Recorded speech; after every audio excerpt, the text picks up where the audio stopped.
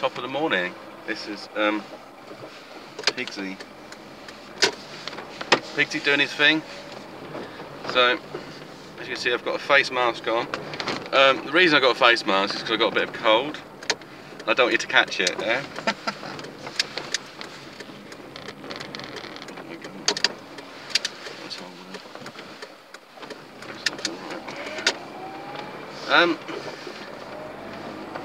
So yeah, basically, because you could get a digital virus, yeah.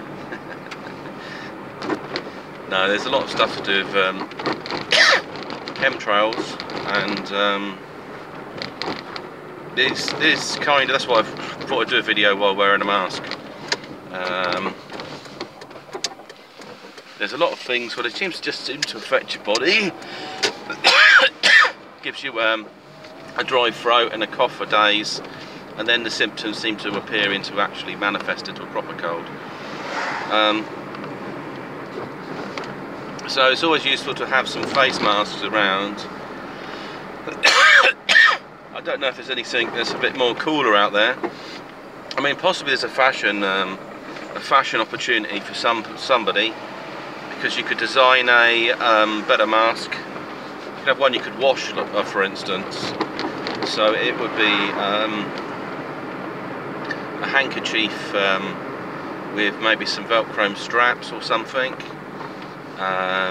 different colours. You might match your hair colour, or it might be black or something. So that way you can suppress colds. Also, within these kind of masks, you can put things like eucalyptus and other things. There's maybe some essential oils. You only want to put a little bit though. Depends how you respond to the oils, because some people have tolerances to things, like not everybody likes smelling lavender. It might make them feel sick or something. So find out what works with you. I mean, it could be other things you could have in this mask. You could relax yourself as well. Have something that's a relaxant. Something like CBD oil or something in your mask. Or even something else, maybe something else for sleeps, like your like a valerian type flower or extract. You know, there's lots of opportunities. Yeah, so basically today I went to see a client, and I decided I didn't want to give them the cold, and I've been issued with some masks, so I thought, what the hey, get the mask on. So I put the mask on, but then I remembered that some of these people in Japan who wanted to block against pollution, they would wear these masks all day. So I could either swap them all the time, which would use them up pretty quickly, or keep the same one on for a while. So that's what I've done. I've got another client to visit over the other side of my my town, so I might as well just keep wearing it.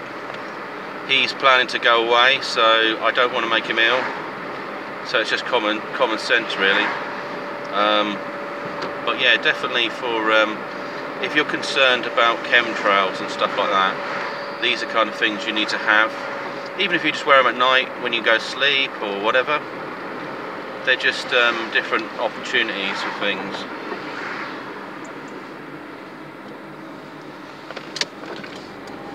To protect your body, because it's what you don't see is the hidden danger. And I don't know what other nanotechnology there is. I probably mentioned before that sometimes things, there's activity at night, and I've heard things that sound like I've got a chip in my head because I hear a beeping, and there's no phones around me. I mean, recently I've started charging a phone near to me. I don't know why I've done that. I should probably put it out of the room, because it might affect my pattern of sleep, because they do send out microwaves and other stuff phones do. It's a bit like I turn my Wi-Fi off at night because I don't know the impact of that, and if it can be weaponised. I wouldn't put it out of you know, basically out of your mind that it couldn't be used to interfere with your REM cycles and other things. If they chose to, it could be that you become a part of a government test group, and because they've done this stuff before. I mean, there was people from the Vietnam War, and basically they went to hospital and they gave one chap something radioactive. He should have gone mad at the government. But he signed a thing whereby he would cite allegiance to his government, and he was very much a patriot. And as a result, that he's kind of went along with the old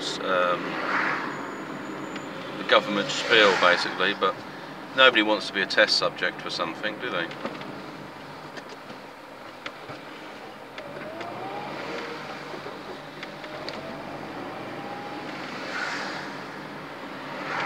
So there's a lot of dodgy stuff out there, for sure.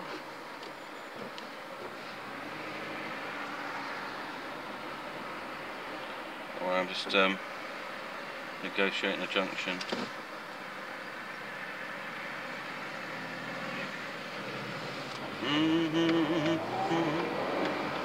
The only downside is that masks and things like scarves, if you wear glasses, will steam up your glasses. So it's getting it right so you can leak some of the air out, the hot air. It's soothing to breathe your own air in though, because possibly because it's more pure. As it's gone into your system, you've absorbed all the crap in the air, and then you're breathing back out filtered air. And then when you breathe it back in, it's got less of the particulates and stuff in it, which is probably more useful. So yeah, I mean, it's just a difficult. We live in a difficult time, really. So you got to make whatever use you can.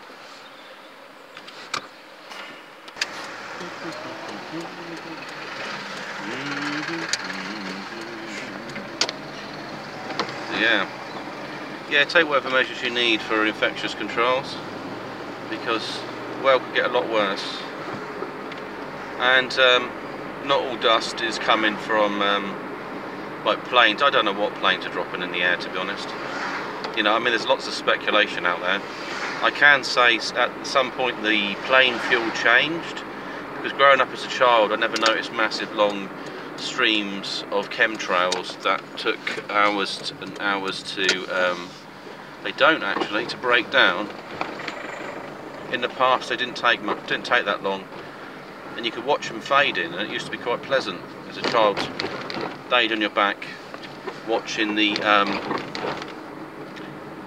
watching them fade, and that suddenly changed somewhere in the 80s. I remember I looked up and thought, well, why is that such a long tail on a plane? And it seemed a bit, it stood out to me.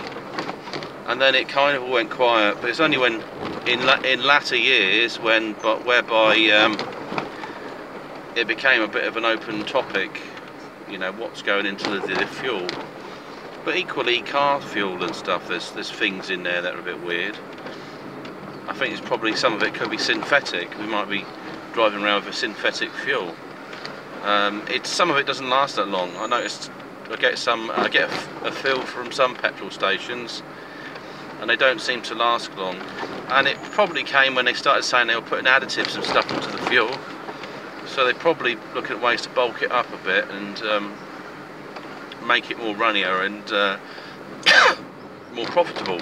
So, but they had to do it slightly, a bit at a time. They couldn't give you diet fuel. That's what it's like, a reduced version of it. It's the same with sugar, if you look at it that way. They're blaming sugar for all diseases, and then they're going to tax it. But sugar's a fuel, right? So why are we taxing a fuel? Shouldn't people's lifestyle be questioned? I mean, manufacturers will produce sugary foods because people buy sugary foods, and eating sugary foods are not the problem. It's the level. You know, you don't need a lot of something. I mean, most cereals are crap anyway. You just eat a banana in the morning or something, or not eat at all. Just have a hot drink. Let your body build up its natural acids, and then when it hits midday, you should be hungry and have a proper meal. That's the way to work it.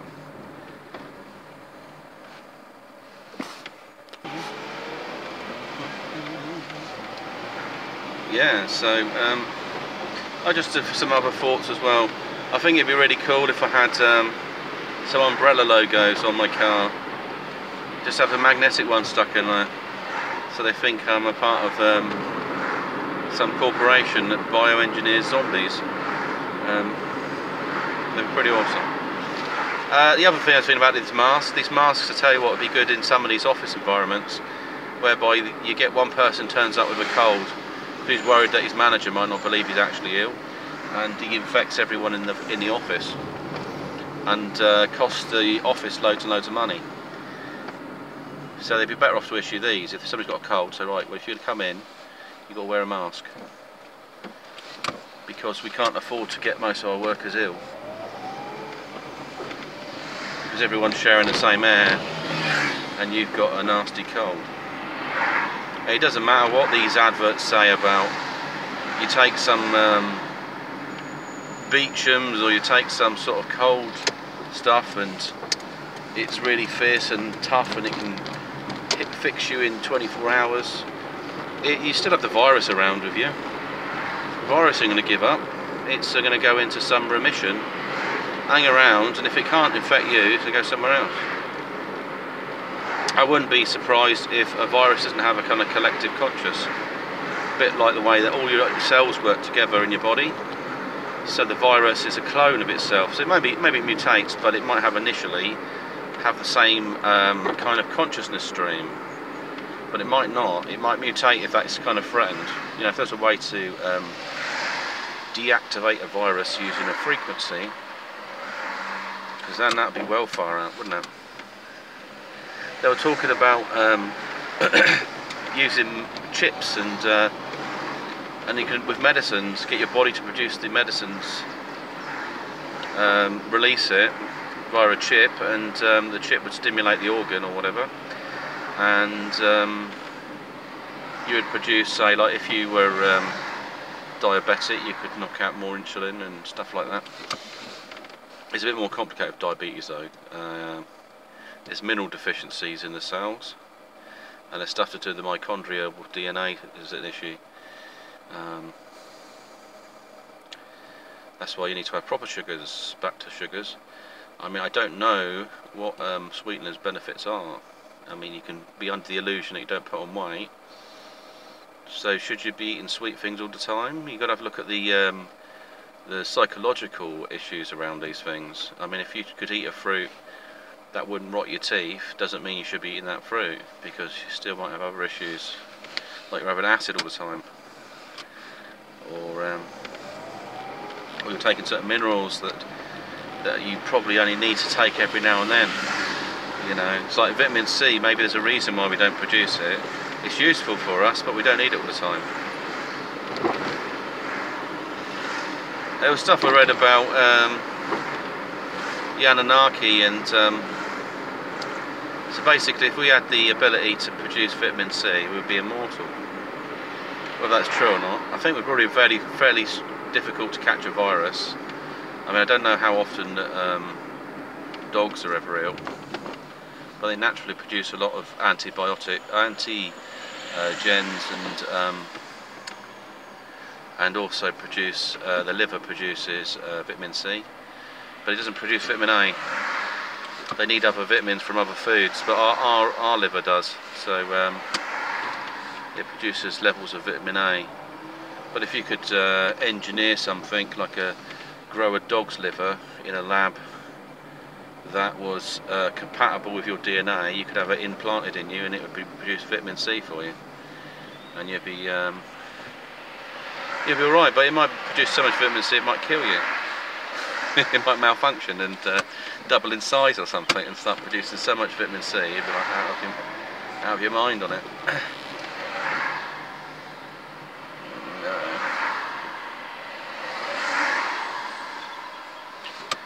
Caught in traffic.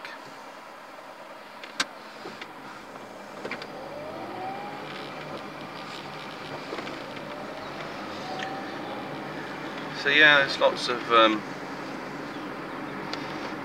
opportunity to make certain measures to protect yourself, and I'd say do it while you can.